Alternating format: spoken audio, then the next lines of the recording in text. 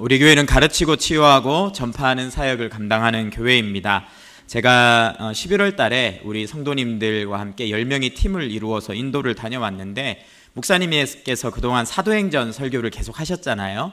그래서 그 설교에 또 우리 교회 단기 선교가 또 잘 연결이 되어서 그것을 정리하고 또 선교의 기쁨을 나누고자 최근 선교를 다녀온 저에게 좀 설교를 할 수 있도록 기회를 주셨습니다. 일단 한 해 동안 우리가 전파하기 위해서 얼마나 선교 사역을 또 주님의 은혜 안에서 감당했는지 함께 살펴볼 수 있는 영상을 보고 시작하겠습니다.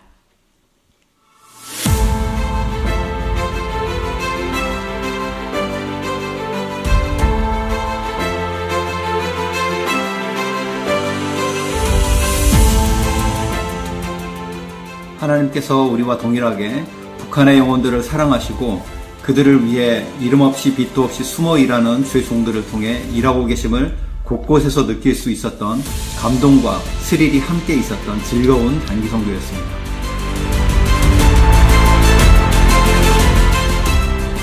몽골은 하나님께서 구원을 예비한 축복의 나라입니다. 복음을 전했을 때 의심 없이 받아들이는 그들의 모습은 우리에게 큰 도전과 사명을 생각나게 합니다. 한 부족의 성경 번역을 위해 15년의 시간을 들이고 마침내 그 성경으로 167개 구절을 암송한 자매가 지금 외운 이 말씀들이 제 심장에서 떠나지 않아요 라는 눈물의 간증이 계속 마음에 남아있습니다.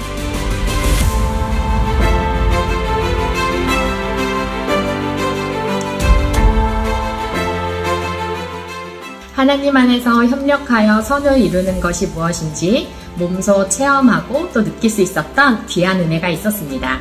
모든 영광을 하나님께 돌립니다.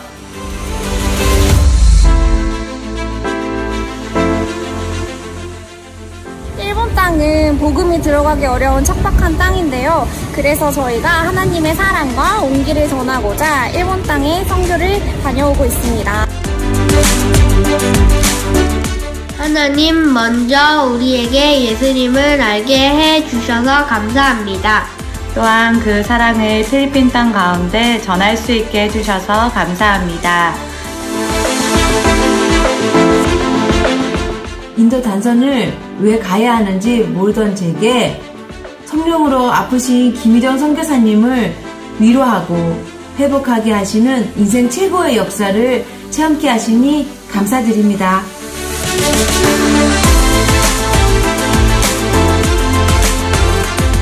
아이들이 어려서 처음엔 걱정이 많았지만 선교 현장에서 아주 중요하고 큰 일을 했습니다. 어린아이들 많이 사랑해주세요.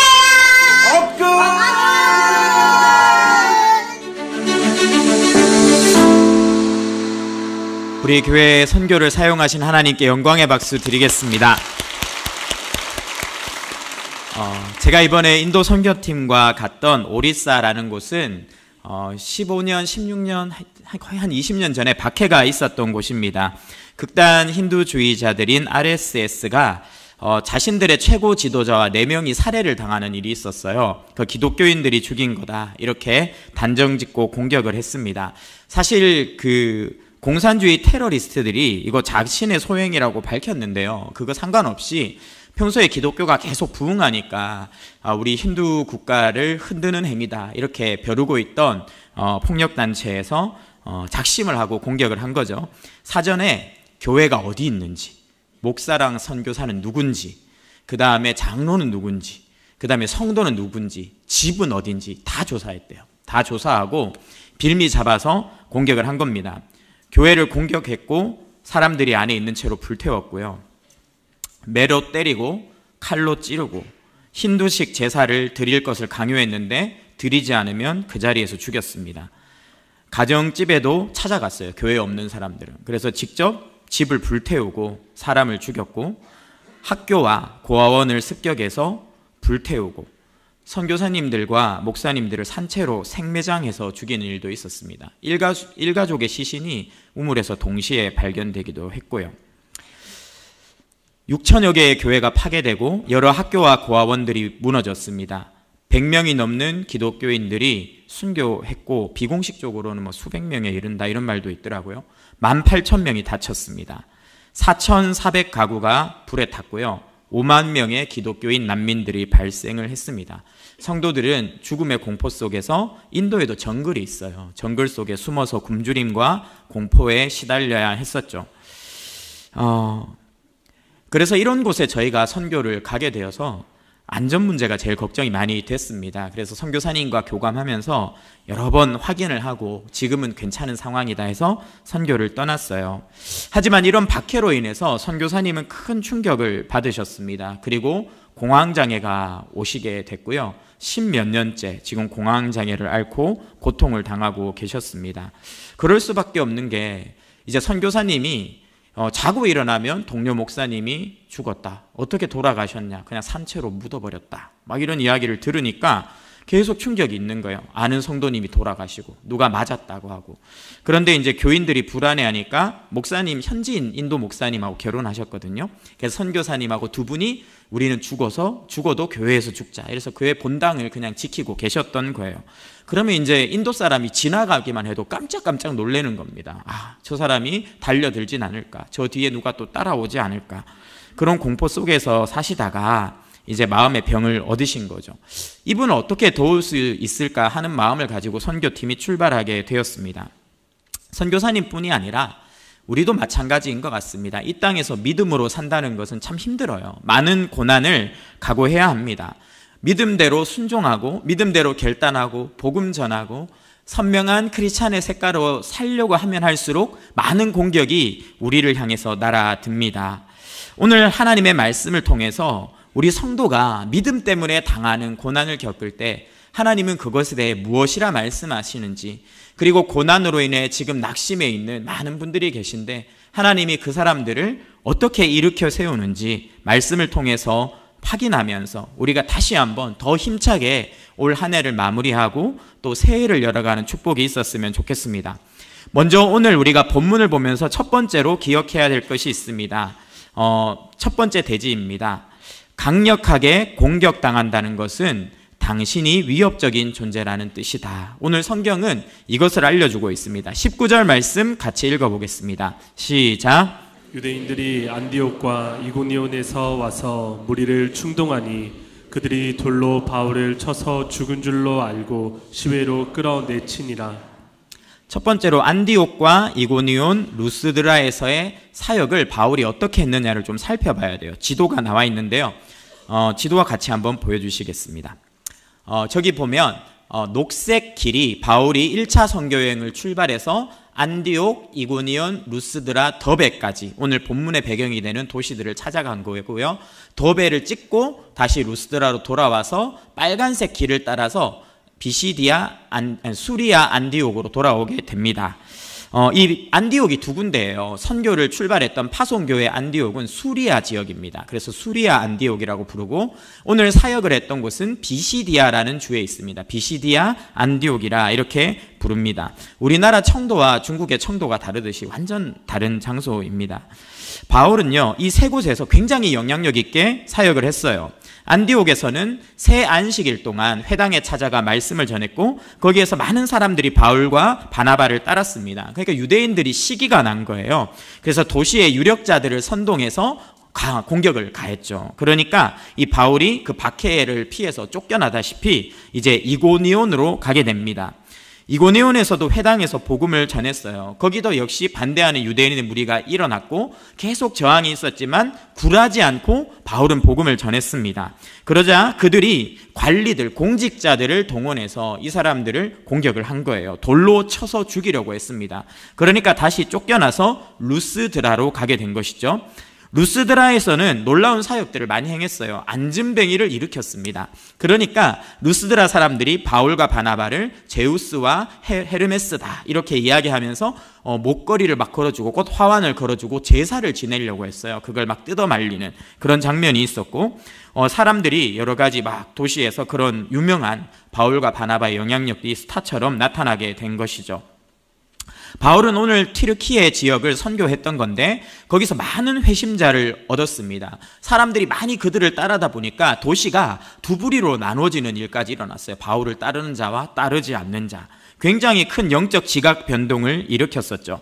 그러니까 마귀가 가만히 있을 수가 없는 거예요. 위협을 느끼는 겁니다. 그러니까 공격을 퍼붓는 거죠. 불화살을 쏘는 겁니다. 어떻게 불화살을 쐈습니까? 본문을 보면 와서 무리를 충동했다 이렇게 나옵니다. 사람을 끌어모은 거예요. 한두 사람이 공격하면 힘들고 10사람이 공격하면 감당하기가 어렵지만 100사람, 200사람이 밀어붙이면 그거는 깔려 죽는 겁니다. 그런데 많은 무리를 이 도시, 저 도시, 그리고 마지막 루스드라에서까지 끌고 모아서 박해를 해오기 시작한 것이죠. 마귀는 이처럼 자신에게 위협적인 존재가 나타나면 강력하게 찍어 누르려고 합니다. 축구를 한다고 생각해 보면요, 저도 축구를 간혹 교역자들하고 하는데 제가 막 드리블을 해서 골대를 향해 달려가면 저를 잘 안 막습니다. 왜냐하면 잘 못해요. 이렇게 작심을 하고 때리는데 공은 항상 제 마음과 다른 곳으로 갑니다. 그러니까 그렇게 열심히 막지 않아요. 별로 위협적이지 않거든요. 근데 손흥민은 달라요. 손흥민이 골 에어리어 근처에서 공을 잡고 그 손흥민 존으로 막 가잖아요. 그러면 자석이 마치 철가루를 막 빨아들이는 것처럼 주변의 수비수들이 다 손흥민을 향해서 막 뛰어갑니다. 왜냐하면 위협적이니까 어떻게 해서든 틀어 막아야 되는 것이죠. 이렇게 많은 숫자를 모았다는 것은 마귀가 긴장하고 있다는 것입니다.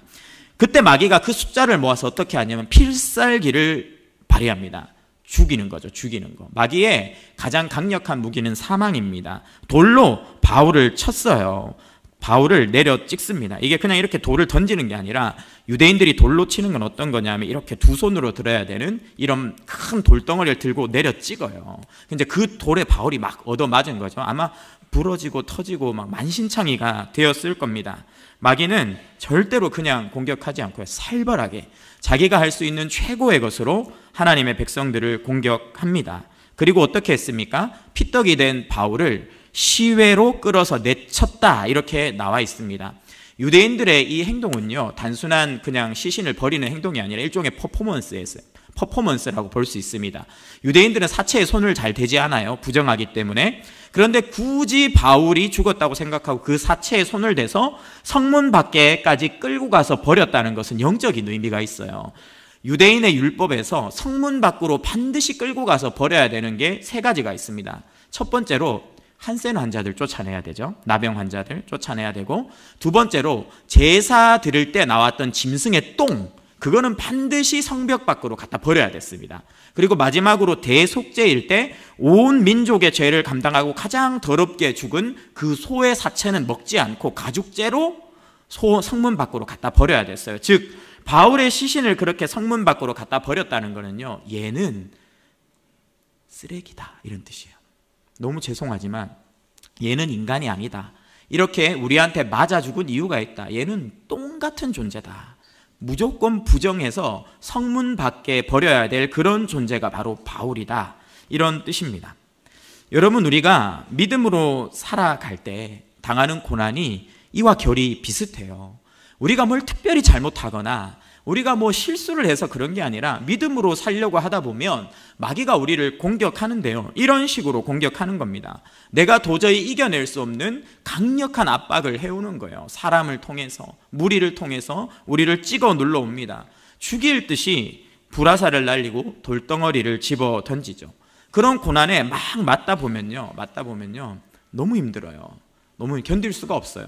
너무 힘들면 어떤 생각이 드냐 하면 하나님이 나를 안 사랑하시나? 이런 마음이 들어옵니다. 그리고 그런 고난 속에서 계속 힘든 일을 겪고 문제가 해결 안 되면요, 바울이 쓰레기처럼 막 던져뒀던 것처럼 내 자신이 보잘것없이 느껴지고요, 한없이 무력하게 느껴지는 순간들이 와요. 이제는 못 일어나는구나.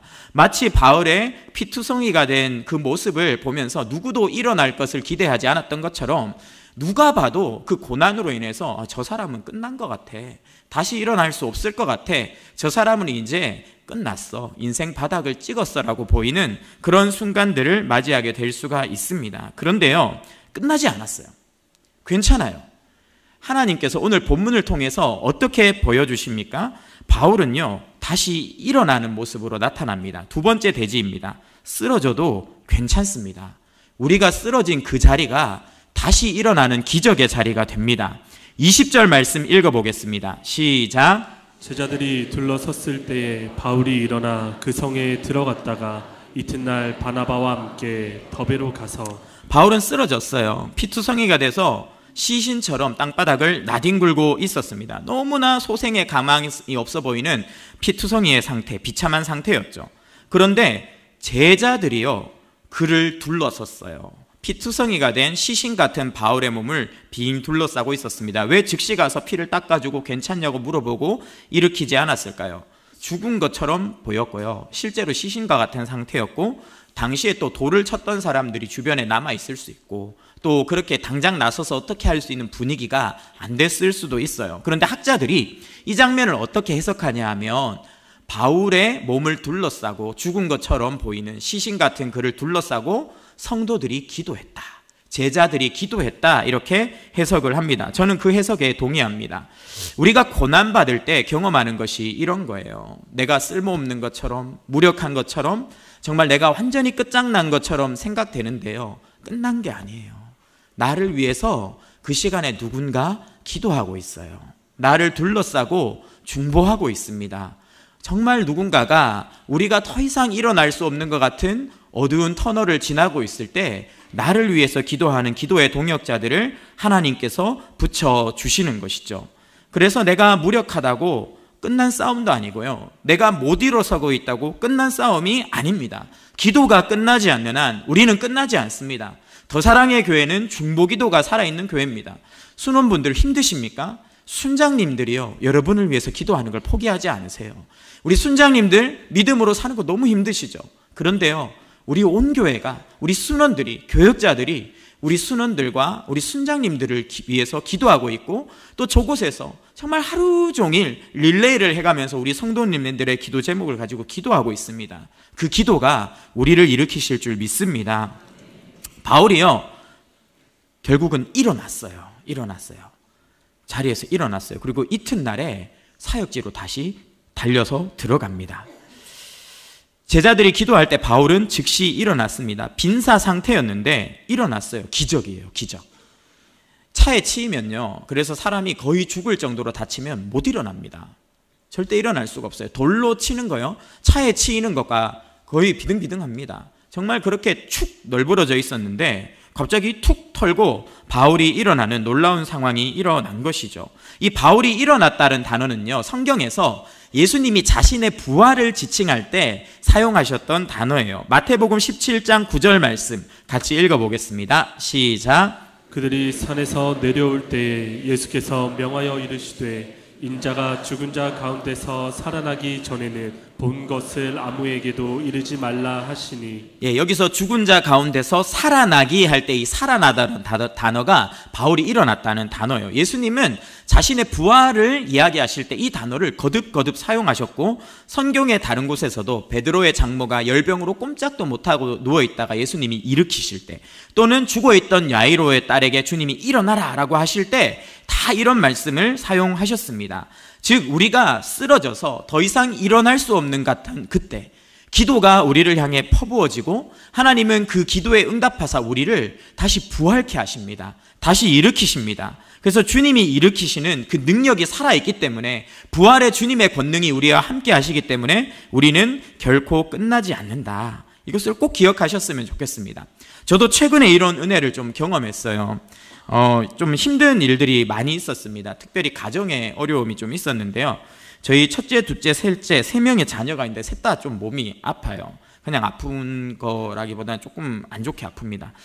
첫째는 자꾸 이렇게 토를 해요, 먹으면. 그래서 이번 2학기 때는 학교를 간 날보다 못 간 날이 더 많은 것 같아요. 졸업은 할 수 있을까? 지금 약간 그런 상황인데, 등교를 시켜보려고 시도를 해서 교복을 입혀서 나가다가 막 옷에 토하기도 하고, 약간 이제 얘가 학교 가는 게 이제는 좀 싫어지는, 학교 가면 너무 수업을 못 들으니까 못 따라가는 그런 상황까지 온 것 같아요. 그냥 답답해요, 보고 있으면. 어떡하지?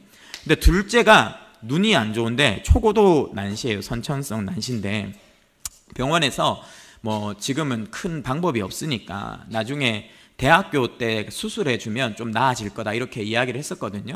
그래서 병원에 이렇게 왔다 갔다 했는데 어느 날 의사 선생님이 좀 심각하다 그러는 거예요. 도대체 무슨 말씀이냐 하니까 이 수술해서 눈이 좋아지려면 0.5 정도는 교정 시력이 나와야 되는데 얘는 안경을 씌워도 0.2밖에 안 나온다. 그러니까 이제 수술해도 소용이 없다 이러면, 그리고 계속 눈이 안 좋아지고 있다, 시신경의 퇴화가 시작된 것 같다. 그래서 근시, 약시, 초고도 난시 이게 막 지금 짬뽕으로 와서 방법이 없다 이렇게 막 이야기를 하시는 거예요. 그래서 너무 막 마음이 힘들었어요. 안경을 써도 0.2니까 거의 안 보이잖아요.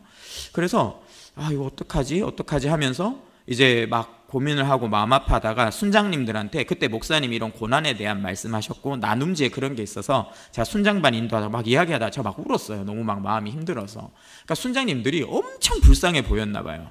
그래서 그 다음 날부터 순장님 만나면 목사님 기도하고 있어요 막 이런 분들이 되게 많았어요. 그러다가 순장님들이 또 너무 불쌍히 여기셨는지 다락방에서도 또 이야기를 해주셔가지고 막 성도님이 지나가다가 목사님 기도하고 있어요 막 이러시는 거예요. 진짜 둘러싸여서 기도를 받는 것 같은 그런 느낌을 받았습니다. 그러다가 이제 그 난시용 드립렌즈가 최근에 나왔다고 해가지고 이제 그걸 하는 병원에 갔어요. 안과에 가서 드립렌즈를 맞추고 또 비슷하게 이야기를 했어요. 일단은 한 3년 정도 내다보고 꾸준히 끼워서 0.5까지만 올려보자. 그러면 나중에 대학교 가서 수술하면 0.7 뭐 0.9 이 정도까지 올릴 수 있을 수도 있다 막 이렇게 이야기를 하셨어요. 그래서 드립렌즈를 한 열흘 하고 성도님이 막 기도를 받고 열흘 끝나고 나서 갔는데 이제 다시 또 안경 쓰고 테스트를 하는데 안과 의사 선생님이 오? 이러시는 거예요. 그래서 왜 그러시지 했는데 갑자기 부르더니만 시력이 1.0이 나와요 이러는 거예요. 그러니까 교정 시력이 0.2였는데 일주일 만에 교정 시력이 0.7, 1.0으로 올라간 거예요. 제가 잘못 들은 줄 알았어요. 그런데 하나님께서 응답해 주셨어요. 정말 우리가 가장 막막할 때 있잖아요. 여러분 끝난 거 아니에요. 기도하고 있어요. 정말 많은 분들이 여러분을 위해서 기도하고 있고 주님이 일하고 계세요. 주님이 도우실 거예요. 우리 성도님들 힘내셨으면 좋겠어요. 바울이요, 죽다가 살아났어요. 그렇게 성도들의 기도를 통해서 부활의 능력을 경험했는데 일어나자마자 충격적인 행동을 합니다. 20절 말씀 다시 읽어보겠습니다. 시작. 제자들이 둘러섰을 때 바울이 일어나 그 성에 들어갔다가 이튿날 바나바와 함께 더베로 가서. 어떻게 하셨습니까? 바울이 일어나서 그 성으로 들어갔다. 자기를 돌로 쳐서 죽이려고 했던 루스드라로 들어갔다 이렇게 나와 있습니다. 자기를 죽이려고 했던 사람을 만나보신 분은 거의 없을 것 같아요. 그런데 실제로요, 살인범이 나를 죽이려고 했는데 법정에 서잖아요. 쳐다보지도 못해요. 겁나서 못 쳐다봅니다. 실제로 소년들이라는 영화를 보면 시골 슈퍼에 3명의 무장 강도가 들어와가지고 엄마랑 자식은 묶어놓고 그들이 보는 앞에서 할머니를 죽였어요. 그리고 나중에 동네 꼬마들이 범인으로 의심된다고 잡혀왔어요. 그런데 그 여자가 그 꼬마들을 범인이라고 지적했어요. 엄마가. 왜 그러냐면 자기의 입을 막 틀어막던 살인범 손등에 화상 자국 같은 게 있었는데 그 꼬마 중에 한 명 손등에 화상 자국이 있었던 거예요. 그러니까 그 화상 자국만 보고도 막 이렇게 겁에 질려가지고 애들을 쳐다보지 못하고 범인 맞다 그래서 그 아이들이 감옥에 가는 그런 영화예요. 그런데 그게 자기를 죽이려고 했던 사람과 마주칠 때 사람의 정상적인 반응이에요. 그런데 바울은요, 자기를 그렇게 악기와 같은 얼굴로 돌로 내려찍던 사람이 있던 성으로 들어가는 겁니다. 육체적 충격을 뛰어넘어 정신적 충격 또한 이겨내는 그런 모습이죠.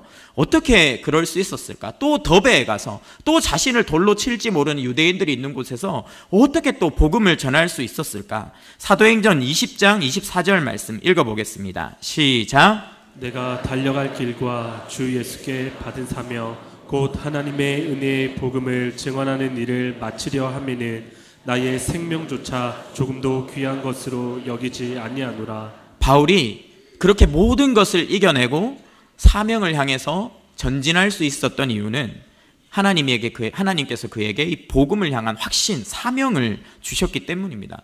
거의 바울은요, 선교 터미네이터예요. 이렇게 막 총알 세례를 퍼붓고 수류탄을 던지고 용광로에 집어넣어도 I will be back 하잖아요. 다시 돌아와요. 다시 나타나요. 사람들이 깜짝 놀랐을 겁니다. 바울이 그럴 수 있었던 이유는 딱 하나, 사명 때문입니다. 마지막 대지가 그래서 이렇게 되어 있습니다. 당신을 하나님이 다시 일으키시는 이유는 사명 때문이다. 사명 때문이다. 14장 21절 말씀 같이 읽어보겠습니다. 시작. 복음을 그 성에서 전하여 많은 사람을 제자로 삼고 루스드라와 이고니온과 안디옥으로 돌아가서. 바울의 모습 속에서 어떤 사명자의 특징을 볼 수 있습니까? 첫 번째로 사명자는 두려워도 직진하고요, 두려움이 있는 곳을 향해서 유턴하는 사람입니다. 지도를 같이 한번 보시겠습니다. 바울이 갔던 길을 제가 구글 지도에서 지금 걸으면 얼마나 걸리는지, 거리는 얼마인지 검색해 보니까 다 나오더라고요. 그래서 제가 좀 표시를 했는데, 안디옥 갔다가 빨간 점입니다. 이고니온 갔다가 루스드라까지 갔어요. 여기서 돌에 맞았는데 여기에 들어가서 복음을 다시 전하고 제자들을 돌보고 다시 113km 걸어서 25시간 걸리는 더베까지 갔습니다. 그래서 저기에서 복음을 전했는데 많은 사람들이 예수님께 돌아온 것이죠. 자신을 죽였던 두려움의 성읍인 루스드라를 향해서 직진하고 더베까지 또 직진해서 갔다가 더베에서 요 뒤에 보면 수리아 안디옥 보이시죠? 이 선교 여행을 아마 이 더베를 지나서 제가 상상하기에는, 제가 바울이었으면 그냥 쭉 걸어가서 수리아 안디옥으로 가서 1차 선교 여행을 마치는 게 정상적인 루트예요. 아마 그렇게 생각하고 갔을 거예요. 그런데 갑자기 더베에서 유턴을 하는 거예요. 그래서 왔던 길을 다시 돌아가서 그 무서운 루스드라, 이고니온, 안디옥을 방문하고 다시 완전히 반대 방향으로 돌아옵니다. 왜 그랬을까? 더베에서요, 죽음의 위기를 넘긴 바울이 복음을 전해보니까 많은 자들이 예수님을 따르는 거예요. 그 예수의 제자들을 보면서 자신이 떠난 이후 고난 가운데 남겨진 안디옥, 이고니온, 루스드라의 성도들이 생각났던 것 같아요. 그래서 돌아가지 않고 편안한 자기 파송지가 저기에 있는데 몸을 돌이켜서 다시 고난의 땅으로 유턴을 한 것이죠. 이것이 바로 사명자의 모습입니다. 사명자는 고난을 향해 직진해서 정면 돌파하고 고난이 있는 곳이라면 그곳을 향해 유턴해서 따라가는 용기 있는 사람들, 그들이 사명자인 것 같습니다. 그래서 제자들에게 바울이 했던 말 22절입니다. 그가 어떻게 제자들을 용기 있게 했는지 읽어보겠습니다. 시작. 제자들의 마음을 굳게 하여 이 믿음에 머물러 있어라 권하고 또 우리가 하나님의 나라에 들어가려면 많은 환난을 겪어야 할 것이라 하고. 바울이 뭐라고 합니까? 그 초신자들한테 나처럼 고난을 받으라고 말하는 거예요. 나처럼 고난을 받아야 한다. 그것이 우리가 하나님 나라 백성이라는 증거다. 바울이요, 두 번째로 이 이야기를 하는 겁니다. 야, 우리가 믿음으로 가다 고난 당할 수 있어. 그런데 신자가 당하는 고난은 고문이 아니라 산통이야. 바울이요, 그렇게 돌에 맞고 루스드라의 더베에 가보니까 많은 영혼들이 죽게 돌아오는 거예요. 새 생명이 태어나는 거예요. 깨달은 거예요. 우리가 이 땅에서 믿음으로 가다가 고난당하는 건 괴롭힘 당하는 게 아니구나. 누군가를 낳기 위한, 새 생명을 낳기 위한 산통이구나. 내가 이렇게 고난당하고 어려움을 겪은 이 시간을 통해서 새 생명이 태어나는구나. 그래서 세 번째로 그 새 생명에 대한 사랑 때문에 용기를 내고 고통을 이기는 사람이 되고 또 그렇게 되라고 바울이 이야기를 하고 있는 것입니다. 산모는요, 산통이 두렵다고 출산을 멈추지 않습니다. 어렵고 힘들고 정말 너무나 고통스러운 가정이 있지만 내가 만나게 될 그 새로운 생명을 사랑하고 기다리는 마음이 있기 때문에 기꺼이 그 고통과 싸우고 정면 승부를 하는 것이죠. 바울도 마찬가지였습니다. 나를 통해서 일어나는 새 생명을 보니 고난을 향해 갔고 그 땅에 남아서 제자로 살아갈 너희들도 새 생명을 낳기 위한 고난을 감당해야 된다. 그것이 우리가 행복축제를 하며 여기까지 힘들어도 달려온 이유고 또 끊임없이 우리 교회가 선교를 감당하는 이유죠. 그리고 이것이 바로 예수 그리스도의 십자가에서 일어났던 일입니다. 예수님은요, 우리를 위한 산통을 누구보다 크고 강력하게 겪으신 분입니다. 고통과는 아무 상관이 없는 분이었는데 그분이 우리를 낳기 위해서 어떻게 하셨습니까? 이 땅에 찾아오셨죠. 그리고 이 땅에서 때로는 배고프고 때로는 굶주리고 때로는 피곤하고 때로는 모욕당하고 매맞기도 하면서 그렇게 사시다가 결국 채찍에서 맞아 오늘 바울처럼 피투성이가 된 채로 영문 밖으로 정말 짐승의 똥처럼 그렇게 버려진 자처럼 끌려나가서 손과 발이 못 박혀서 죽었습니다. 예수님의 시신을 보고 사람들은 고개를 절레절레 흔들었고요.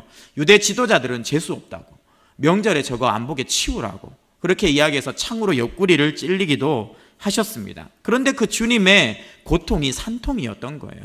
그 예수 그리스도의 거룩한 고난으로 인해서 예수 그리스도를 믿는 자마다 구원을 얻는, 새 생명을 얻는 새로운 시대가 열린 것이죠. 우리가 이 땅에서 믿음으로 사는 이유도 딱 하나입니다. 우리의 고난을 통해 누군가는 생명을 얻을 것입니다. 우리가 믿음으로 사느라 고난받는 그 모습을 보면서 누군가는 우리의 삶을 통해 영원한 삶이 있다는 것을 확인하게 되는 것이죠. 여러분, 고난 가운데 있습니까? 헛되지 않습니다. 괜찮습니다. 기도해서 일어나고 다시 걸어가면 나의 그런 모습을 통해 누군가는 살아계신 하나님을 만나고 예수 그리스도께로 돌아오는 것이죠. 그래서 여러분 지금 경험하고 있는 고통은요, 산통입니다. 여러분은 누군가를 살리는 위대한 일을 하고 계십니다. 처음 제가 이야기할 때 선교팀 이야기를 드렸습니다. 인도 선교를 다녀왔는데요. 저희가 갔던 지역은 인도에 있는 오디사의 벌라라는 곳이에요. 인도 지도 한번 보여주실 수 있겠습니까? 저기 인도가 있고요. 대한민국이 저 끝에 있습니다. 그럼 인도라고 이렇게 지도가 있는 곳에 인도라는 글씨 보이십니까? 예, 거기가 이제 우리가 갔던 벌라가 그쯤에 있습니다. 거기가 오디사 지역쯤이고요. 거기에 벌라가 있는데 여기에 이제 여자 선교사님 한 분이 20대 후반에 건너가셨어요. 하나님이 본인을 선교로 부른다고 느끼시고 회사를 다 정리하고 파송교회도 없이 퇴직금 다 들고 가족들이 불신자였기 때문에 혼자 인도 땅을 선교하겠다고 가신 거예요. 그래서 27년째 지금 거기서 사역하시는 여자 선교사님이십니다. 그 선교사님을 만나러 갔어요. 이 인도 땅 자체가 워낙 크고요. 저 오디사 주만 해도 우리 대한민국 대한민국 남한 면적의 1.5배가 되는 그런 큰 도예요. 거기에 있는 이제 벌라라는 지역에 선교사님이 계시는데 되게 시골이라서 가는데 이틀, 오는데 3일 걸렸습니다. 그러니까 열흘 선교 갔지만 갈 때 1박 2일, 올 때 2박 3일. 왜냐하면 비행기가 없어요. 그 시골이라서 잘 안 가요. 그러니까 직항은 당연히 없고 방콕 가서 부바네스와르 가는 비행기 표가 있는 타이밍을 맞춰서 뭐 7, 8시간 막 10시간씩 기다려서 타고 들어가면 이제 부바네스와르라는 인도 공항에 떨어져요. 거기서 벌라까지 차로 한 6시간 구글 맵으로 찍으면 나오는데 다 거짓말이에요. 정상적인 도로면 6시간인데 인도 도로에는 살아있는 과속 방지턱이 있어요. 소들이 그렇게 고속도로 1차선을 질주해요. 이렇게 무리를 지어가지고 이러면서 막 고속도로를 달리면 차가 이 소를 피해서 갓길로 다니고 막 이래야 됩니다. 어떤 때는요 수백 마리가 길을 건너요. 그러면 차들이 그냥 빵 하면서 못 가고 있는 거예요. 그냥 막 이렇게 사이를 뚫고 가면. 그러니까 6시간 길인데 8시간, 10시간 막 이렇게 밥침 먹고 점심 먹고 이래야 저녁에 도착하는 이런 상황들이 나오는 거죠. 되게 힘들었어요. 그리고 또 11월 달에 갔잖아요. 보통은 선교는 여름, 겨울에 가는데 애매하잖아요. 근데 왜 11월에 갔냐 하면 그 선교사님 계시는 곳이 3월부터 10월 달까지 50도였습니다. 50도. 그러니까 선교가 불가능해요. 지금 오시면 아무것도 못한다고. 그냥 통구이 돼서 가신다. 그래가지고 11월쯤 되면 겨울이 되기 때문에 활동한 만큼 선선해집니다. 그래서 선선한 줄 알고 갔는데 35도. 11월 8일부터 17일까지 갔는데 그때가 34도, 35도. 낮 기온이 그랬고 밤에는 그래도 한 10몇 도까지 떨어지더라고요. 이제 거기에 가서 선교를 했어요. 저 큰 땅덩어리, 그 남한 한 배 반 정도의 땅덩어리에 한국 사람은 선교사님 한 명 계세요. 저기가 약간 그런데요. 갈 수가 없으니까. 그래서 너무 외롭게 27년째 사역하고 계셨고 선교사님이 사역한 이래로 저희가 2번째 단기 선교팀이래요. 안 가는 거예요. 가는데 5일 걸리니까 왔다 갔다 하는데. 그러니까 15년 전에 우리 청년부에서 한번 갔었고요. 15년 후에 우리 교회가 두 번째로 오는 유일한 선교팀이었던 겁니다. 그래서 야, 선교사님이 얼마나 외롭고 힘들었을까, 잘 위로해 드려야겠다, 이런 마음으로 준비했는데 너무 마음이 힘들었어요. 왜냐하면 공격이 많았어요. 인도 땅은요, 공격이 만만치가 않아요. 제가 일주일 전에 다른 교역자 보고 가라 말하려고 막 생각을 막 했어요. 왜냐하면 일도 많고 연말이고, 그 다음에 가정적으로 계속 뭔가 일이 생기고 몸이 계속 아픈 거예요. 그래서 안 그래도 선교 준비에 바빠서 힘도 못 버텼는데 갔다가 민폐만 끼칠까봐 담당 목회자를 바꿀까 막 이 고민까지 계속 하다가 이제 그날이 그냥 다가와서 끌려가듯이 나간 거예요. 근데 가보니까요, 다른 인도 대원들도 다 포기할까 말까 엄청 고민하면서 왔더라고요. 공격이 너무 치열했어요. 이윤용 목사님 기도 많이 해주시기 바랍니다. 인도 가시는데 정말 기도가 많이 필요한 땅이다. 마귀가 인도 땅을요 엄청 예의주시하고 있고 선교사들을 공격하려고 작심을 하고 있는 것 같아요. 하여튼 출발하면서 1박 2일 동안 계속 이동만 하니까 막 너무 힘든 거예요. 진짜 막 왜 이렇게까지 가야 되지? 그래서 하나님한테 막 물어봤어요. 주님, 이 바쁜 때 행복축제 기간에 제가 이 생고생을 하면서 꼭 인도를 가야 돼요. 주님 왜 꼭 접니까? 그리고 왜 가야 되냐고 인도까지 이렇게 막 마음속으로 기도를 하는데 하나님이 큐티를 하는데 저한테 말씀을 주셨어요. 디모데전서 말씀인데 같이 읽어보겠습니다. 시작. 성경에 일렀을 곡식을 밟아 떠는 소의 입에 망을 씌우지 말라 하였고 또 일꾼이 그 삭을 받는 것을 마땅하다 하였느니라. 이 말씀을 저한테 주셨어요. 별 말씀 아니죠, 큐티하다가. 근데 그냥 이제 목회자나 교회를 위해서 일하는 일꾼들 굶기지 말고 잘 먹여라, 이런 뜻인데, 이 말씀을 보는데 하나님이 저한테 이런 마음을 주시는 거예요. 나를 위해 27년 동안 인도에서 수고하고 고생하는 사랑하는 내 딸을 내가 먹여야겠다, 이 마음을 확 부어주시는 거예요. 그래서 이번 선교는 식사사역이구나. 선교사님을 잘 먹여야겠다. 15년 만에 한국 사람을 만나는 이 선교사님 우리가 한식으로 정말 섬겨드리고 와야겠다. 그래서 그때 예배를 막 드리면서 이 마음을 하나님께 선교를 왜 가야 되냐고 막 따지듯이 물었는데 하나님이 이 음성을 주셨다. 내 딸을 먹여야겠다고 하신다. 근데 이 대원들이 다 이걸 아멘으로 받는 거예요. 우리 선교사님 잘 먹이자고 마음이 똘똘 뭉쳤어요. 근데 진짜 잘 먹이려고요, 많이 싸갔어요. 이민 가방으로 3가방 싸갔어요. 3가방. 왜냐하면 선교사님한테 뭐 드시고 싶냐고, 거기 한인 가게 이런 거 없거든요. 여쭤봤더니만 엄청 구체적으로 많이 이야기하셨어요. 떡볶이, 순대, 라면은 신라면, 짜파게티, 불닭볶음면, 김, 참치, 막 되게 자세하게 먹고 싶은 걸 잔뜩 말하셔가지고 저희가 이렇게 구체적으로 드시고 싶은 걸 이야기하는 분은 처음이다. 얼마나 먹고 싶었을까 20년 동안. 그래서 바리바리 3가방을 싸서 간 거예요. 그래가지고 드디어 공항에 도착해서 목사님 만나고, 선교사님은 공항장이기 때문에 차를 타고 5분 이상 이동을 못 하세요. 그래서 남편 목사님이 공항까지 오셔서 남편 목사님하고 가서 선교사님 그 현지에서 만나고 막 그렇게 해서 사역을 시작했습니다. 물론 텐트 칠도 하고요. 인도 어린이날이 11월이에요. 그래서 민속놀이도 아이들한테 막 가르쳐줬어요. 딱지 가르쳐줬는데 애들이 이거 모르지 그러니까 안다는 거예요. 그래서 딱지를 어떻게 알지 물어보니까 오징어 게임에서 봤대요.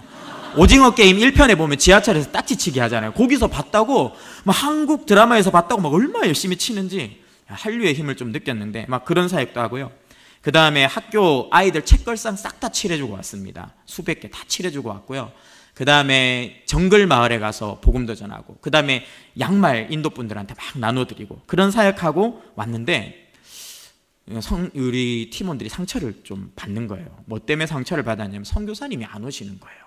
보통 사역지 가서 뭐 그런 현장에 있으면 선교사님 와서 들여다보시고 격려도 하시는데 안 오시는 거예요. 이렇게, 그러니까 슬쩍슬쩍 그런 이야기가 나왔어요. 선교사님 왜 안 오시지? 우리 방치되는 것 같다. 이런 마음들이 나왔어요. 그래도 우리는 먹이로 갔으니까 일단 선교사님 공황장이니까 우리가 이해하자. 저녁에 먹이려고 첫째 날 우리 권사님, 집사님 이렇게 해가지고 진짜 순대랑 떡볶이를 만들어 드렸어요. 그럼 저희가 기대했던 장면은 뭐예요? 하나님이 먹이라 하셨으니까 먹이면 선교사님이 떡볶이를 막 드시다가 막 우는 거 있잖아요. 20년 만에 고마워요. 막 이런 걸 기대하면서 막 만들어줬는데 드시는 내내 표정이 땡땡하게 굳어 계시고 떡볶이 2-3개 집어먹고 안 드시는 거예요. 그리고 좀 싸달라 그러시더라고요. 그래서 비닐봉투에 이렇게 다 싸서 가셨어요. 그러니까 이 기대하고 가신 대원들이 얼마나 마음이 상해요. 마음이 상해요. 그러니까 좀 이런 상황에서 다음날 음식이 다른 거 종목을 바꿔도 안 드시고 그래서 참 왜 그러시나 그랬어요. 그러다가 사건이 터졌어요.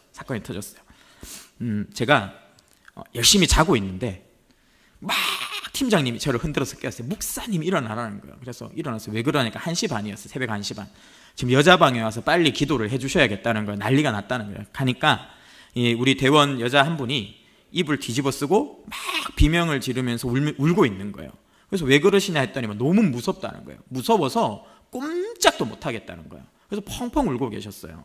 화장실 가고 싶은데 화장실도 못 가겠고 침대에서 살짝만 밀어도 막 비명 지르시는 거예요. 1cm도 못 움직이는 거예요. 그래서 자기는 이제 한국도 못 돌아간다. 여기서 꼼짝도 못 하겠다. 막 우시는 거예요. 그래서 그럼 뭐 해야 돼요? 기도해야죠. 기도. 그래서 제가 선교지에서 또 주의 역사가 나타나겠구나. 딱 안수를 하고 막 기도했어요. 그러니까 막 옆에서 아멘 막 했어요. 그래서 이제 딱 기도가 끝나고 좀 어떠세요? 하니까 소용없어요. 이러시는 거예요. 막 소용없어요. 막 우시는 거예요. 와, 목회 위기가 막 오는 거예요. 근데 선교지에서는 이러면 보통 나와야 되는데. 그래, 그럼 말씀이 필요하다니까. 그래서 막 말씀을 생각해서 막 말씀을 또 전했어요. 또 소용없어요. 찬양해도 소용없어요. 또 기도하고, 또 말씀 전하고, 막 예화 들어드리고. 다 소용없다는 거예요. 2시간이 지났어요. 그 소용없다, 2시간. 그런데 그 모습을 지켜보면 그분이 평소에 그런 증상이 전혀 없던 분이에요. 한 번도 어떤 정신적인 문제나 그런 정서적인 문제를 겪지 않았던 분인데 갑자기 자다가 옆에서 봤는데 이렇게 너무 무서운 표정으로 안 자고 계시고 건드리니까 막 비명 지르면서 그렇게 됐다는 거예요. 선교팀 대우만 봐도 막 우시고 무섭다고. 그래가지고 이게 진짜 어떻게 된 건가? 마귀가 역사하나? 그런데 그렇게 막 씨름하는 과정에서 하나님이 어떤 마음을 우리한테 주셨냐면 내 딸이 우리 선교사님이 공황장애로 이렇게 살았다. 너네 선교사님 이해가 안 되지? 내 딸이 매일매일 인도에서 이렇게 살았어. 너희가 좀 봐야 돼. 그 마음이 우리 대원들한테 다 부어졌어요. 선교사님이 어떻게 버텨오셨는지를 보여주시는구나. 화장실도 못 가고 그렇게 사셨구나. 그렇게 마음이 이해되고 나니까 이분이 좀 갑자기 마음이 싹 풀리면서 화장실을 가는 역사가 일어났어요. 화장실을 무사히 다녀오셨어요. 그래가지고 이제 대원들이 안심하고 다음날 이제 정글 선교가 있었기 때문에 이제 그분도 자고 우리도 다 실신해서 잤어요. 그리고 아침이 됐어요. 우리를 데리러 이제 그 산악마을에 가려고 버스가 왔는데 이분이 또 우시는 거예요. 막 우시는 거예요. 그래서 왜 그러시냐고 그랬더니만 다리가 안 움직인다는 거예요. 너무 가고 싶은데 쏠고라 산악마을에 가서 선교를 하고 싶은데 다리가 돌덩이처럼 꼼짝도 안 한다고 막 또 막 우시는 거예요. 그래서 또 우리가 이건 또 무슨 일인가? 권사님 좀 움직여 보세요. 아니, 다리가 돌처럼 굳어서 꼼짝도 안 해요. 그러면서 막 우시는 거예요. 가고 싶어가지고. 근데 또 계속 이렇게 하나님이 어떤 마음을 주셨냐면 지금 선교 다 가는 게 중요한 게 아니라 이분하고 또 친한 또 다른 여자 집사님 한 분이 좀 여기 남아서 선교사님을 만나야겠다. 하나님이 뭔가 하시려는 일이 있는 이런 마음을 또 우리 대원들한테 딱 부어주셨어요. 그래서 선교사님께 전화했더니만 안 오시던 선교사님이 오신 거예요. 그래서 3명이 만나는 걸 보고 우리는 이제 산악마을로 출발을 했어요. 왕복해가지고 폰도 안 터지고 막 코끼리 나오는, 여러분 그런 표지판 보셨어요? 우리 한국에서는 가다가 야생동물 출몰지에 사슴이 이렇게 귀엽게 뛰는 게 그려져 있는데 거기는 코끼리 3마리가 이렇게 그려져 있어요. 그래서 코끼리 만나면 죽어요. 폰도 안 터지고 코끼리 나올까 봐 엄청 기도하고 갔는데 한 10몇 시간 걸려서 그 산악마을을 갔다 온 거예요. 그래서 어떻게 하나님 일하실까 기대하는 마음으로 이렇게 출발했어요. 쏠고라 산악마을. 그 남편인 성함 말하면 안 돼. 목사님이 옆에 계셨고 제가 옆에 앉았는데 인도 분이거든. 한국 사니까 대화가 안 되잖아요. 근데 하나님이 저한테 말을 걸라는 거예요. 계속. 뭘 말을 걸지? 하는데 야, 목사님한테 이야기 전해라. 거기 있는 세 여자분 걱정하지 말고 성령님이 거기에 함께 계시고 하실 일이 있어서 계시는 거니까 안심하라고 말씀 전하고 내가 내 딸을 치유할 거고 고쳐서 다시 쓸 거라고 전하라는 마음을 계속 주는 거예요. 그래서 처음에 주님 저 영어 못하는 거 아시잖아요. 주소를 잘못 찾으셨으니까 이제 뒤에 있는 영어 잘하는 삼성 다니는 우리 여자 대원 청년한테 이야기하시죠. 막 이런 마음으로 버텼는데 자꾸 입이 근질근질해요. 그래가지고 이제 목사님 불렀어요. 그 패스터 보아스 이렇게 부르는 것도 어색해요. 그냥 저는 보아스 목사님 이렇게 부르면 자기 부르는지 알아요. 그래서 딱 쳐다보고 보아스 목사님 하니까 딱 쳐다보는. 그래서 어떻게 말했는지 모르겠어요. 영어로 막 말을 했어요. 지금 우리는 가고 있지만 저 발라 쪽에 세 분의 여자분 가운데 성령님이 함께 계신다 한다. 그리고 세 분이 지금 보낸 이 시간을 통해서 성령이 역사하실 거고 선교사님을 치유하고 다시 쓰실 거라고 하시니까 목사님 걱정하지 말라고 제가 막 청산유수와 같이 막 말을 했어요. 근데 지금은 못하겠어요 다시. 근데 그때는 말을 했어요. 그러니까 목사님이 눈이 동그래져 가지고 알겠다고 오케이 이렇게 하셨어요. 그리고 갔다 온 거예요. 문을 두드렸어요. 선교사님 우리 왔어요. 막 문을 두드렸어요. 그런데 안 나오는 거예요. 또 막 두드렸어요. 문 열어주세요 하는데 안 나오는 거예요. 그래서 결국 차로 빵빵 울렸어요. 그러니까 그제서야 듣고 나온 거예요. 이야기 삼매경에 빠지셔가지고 10몇 시간을 세 분이 막 이야기를 한 거예요. 근데 세 분의 얼굴이 환하게 빛나고 있는 거예요.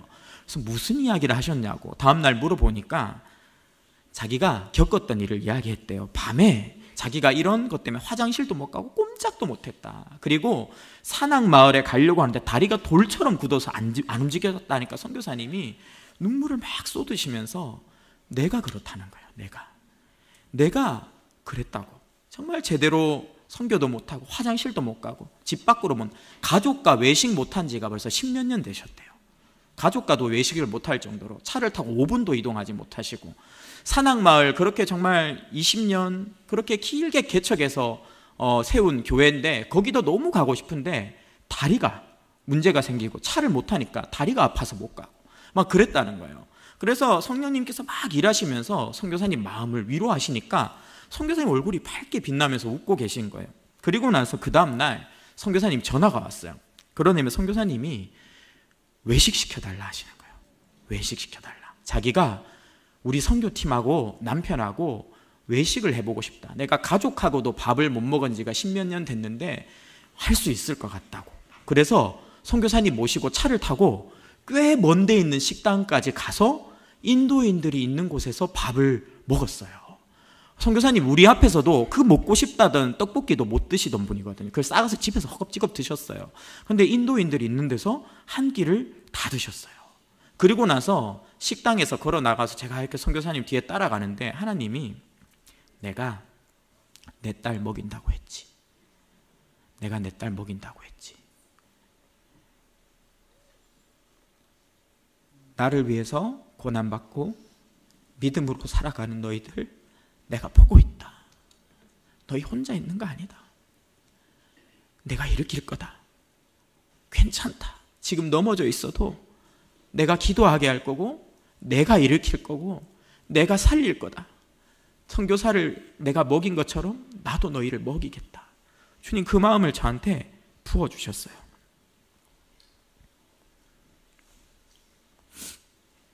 이번 선교를 통해서 하나님께서 인도 땅뿐 아니라 세계 곳곳에서 이렇게 선교사님들을 돌보고 계시는구나 그런 생각이 들었습니다. 그리고 우리 더 사랑의 교회가 힘들어도 선교 사역을 계속하는 이유가 여기에 있구나.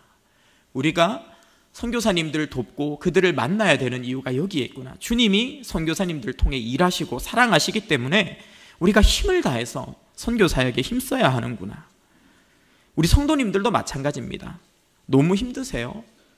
정말 피투성이가 돼서 쓰러져 계십니까? 이제는 끝났다고 생각하고 계십니까? 끝나지 않았어요. 괜찮아요. 기도하고 있습니다. 다시 일어날 겁니다. 주님이 여러분을 일으켜주시고 다시 사명을 감당하는 새 생명을 낳는 하나님의 통로로 일꾼으로 우리 성도님들을 사용하여 주실 줄 믿습니다. 하나님께서 우리 모든 성도님들을 축복하시고 그렇게 쓰시기를 기대하면서 함께 찬양하겠습니다.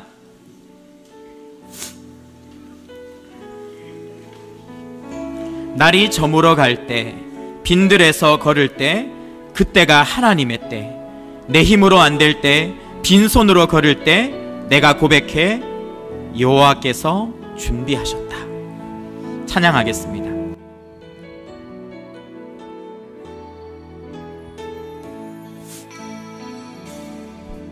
날이 저물어 갈 때, 빈들에서 걸을 때, 그때가 하나님의 때, 내 힘으로 안 될 때, 빈손으로 걸을 때, 내가 고백해 여호와 이래. 우리 모인 이곳에 주님 함께 계시네. 우리 모인 이곳에 주님 함께 계시네. 누리네 아버지네. 적은 떡과 물고기, 적은 떡과 물고기, 내 모든 걸 드릴 때 모두 고백해 여호와. 주님이 일하십니다. 주가 일하시네. 주가 일하시네. 주가 일하시네. 주께 아끼지 않은 자에게 주가 일하시네. 주가 일하시네. 신뢰하며 걷는 자. 주가 일하시네. 주가 일하시네. 주가 일하시네. 주가 일하시네. 주께 아끼지 않은 자에게 주가 일하시네. 주가 일하시네. 신뢰하며 걷는 자. 두 손 들고 주님은 나의 산성. 주님은 나의 산성. 주님은 나의 요새. 주님은 나의 소망. 나의 힘이 되신 여호와. 주님은 나의 산성. 주님은 나의 요새. 주님은 나의 산성. 주님은 나의 요새. 주님은 나의 소망. 나의 힘이 되신 여호와. 이 시간 세 가지 기도 제목 함께 읽으며 나아가겠습니다. 나를 흔드는 고난의 돌팔매에 주눅들지 않게 하시고 더 큰 믿음으로 사단의 견고한 진을 흔들게 하소서. 아멘. 때로는 만신창이가 되어 쓰러질 때가 있사오니 불쌍히 여겨주시고 가장 어려운 순간에 다시 일으키시는 기적을 경험하게 하소서. 아멘. 내가 생명을 얻은 이유가 사명 때문임을 깨닫고 힘있게 감당하게 하소서. 세계 곳곳에서 고난 중에 섬기시는 모든 선교사님들을 축복하사 풍성한 열매를 맺게 하소서. 아멘. 함께 기도하겠습니다.